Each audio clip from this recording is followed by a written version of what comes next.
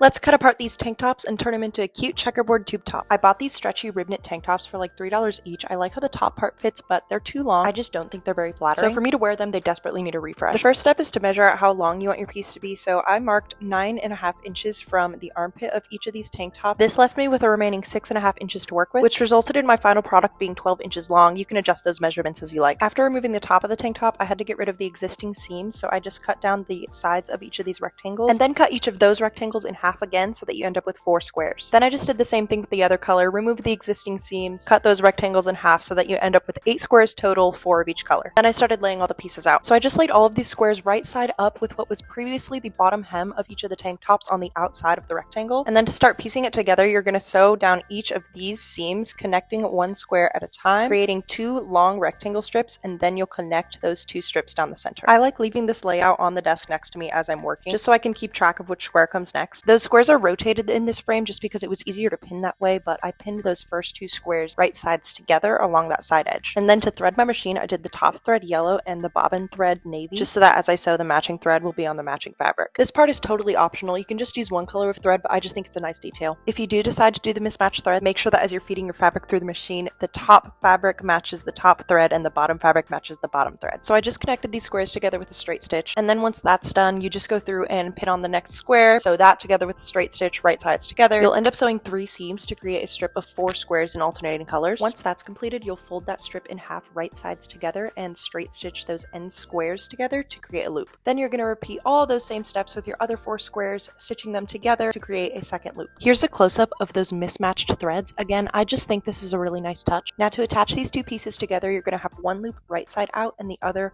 wrong side out. Then you're just going to feed the one that's right side out into the one that's wrong side out, making sure that opposite colors are the ones on top of each other. Then I matched up the seams along that existing bottom hem, folded them out, and clipped them in place. This step just helps keep everything in line so that as you're making that next stitch, all of the seams come together nicely. Then I went through and pinned each of the seams together, again aligning them at the top, folding out that extra fabric just so everything lays nice and flat. And then after I pinned all the seams together, I went back through and added some pins in the middle just to help the fabric to keep from stretching out as I'm sewing. Your final stitch is just going to be one long straight seam along that raw edge. I like starting my stitch and back stitch at one of the existing seams. Make sure that as you're sewing, you're not pulling the fabric to avoid any weird stretching or bunching. The final step that is never worth skipping is pressing all those seams. So I turned my top inside out again and just used an iron to press all the seams flat. This helps the fabric sit against your body a little nicer and just gets rid of some of the bumpiness that can happen along seams. Finally, you'll just turn it right side out again, and this is the finished product. I absolutely love how this top turned out. I love the color combo, the fit, the length. This is just such an easy wear, and I feel like you can style it so many different ways. Let me know what you think of this piece and what you want to see me swap next.